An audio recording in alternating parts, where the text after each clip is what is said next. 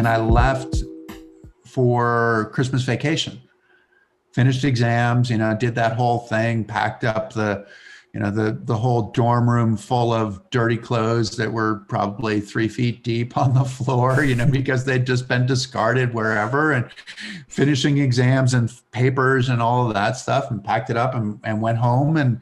And my brother woke me up the next morning and he said, let's go to the mountain, and of course I just wanted to sleep, but I was like, okay, this is it. And my brother in some ways was living that dream. Like he was the one who was bolder than I was. He had said, hey, I'm going to go to ski academy. I'm going to see how good I really can be. And I was a bit jealous in some ways, that he had been at that age, he'd been able to make that decision where I hadn't been able to make that decision. I'd taken the mature route, right? The mature route of like choosing, well, I'll go the academic way because that makes more sense and it'll prepare me for the rest of my life. And it's, sometimes safer and sometimes more mature, and that can be debated, and I'll let your audience go and debate that. But for me, that's kind of the way I looked at it, was that in some ways I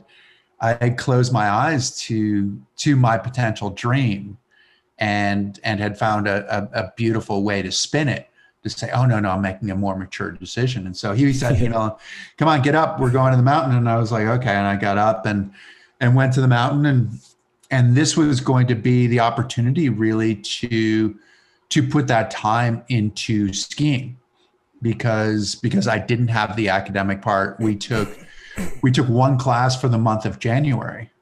So really I was looking at a month and a half effectively where I could concentrate on my sport. And this was going to be the beginning. Mm. And we went out, and it was warm and sunny. We skied at this place called Berkshire East. We'd moved from Mount Tom to Berkshire East, which was, I think, like 900 or 1,000 feet of vertical. So it was significantly bigger and was notoriously hard and icy. They called it, oftentimes locals lovingly called it Berkshire Ice, the beast of Berkshire Ice. And so that represented what the mountain was. And I think it was a badge of honor for us as well. It's like, okay, it's steep, it's narrow, it's icy, the conditions are difficult, and we love it. And so this is where it was. But that day, there was only one trail open. It had been warm. They'd made snow on one trail, so it was all brown. And then there was this one like white snake of snow that went down the mountain, and it was warm and sunny that day. It was like no hat, no big jacket, any of that stuff. And I was just searching for the feeling. You search for the feeling. It's such a, you do the physical part. And so that's one component of it. But then it's getting in concert with your equipment. It's getting in concert with your technique and searching for that feeling. And I'd had the feeling at the end of the previous year, but that was months prior. And so I was kind of looking for it, and you're just sort of going, oh, okay, does that feel right? Does that feel right? What am I doing? Am I on top of it? And in the middle of a turn, my ski popped off. Nobody saw it. I don't remember anything after my ski popping off. Right. And I fell. And from reconstructing it from my brother's account, from my friend's account, the guy who was the first one to me, it sounded like I fell in the middle of the trail. I told them I didn't think I'd hit the trees or anything. I guess it was one of those. It was probably a fairly violent, interaction with the ground.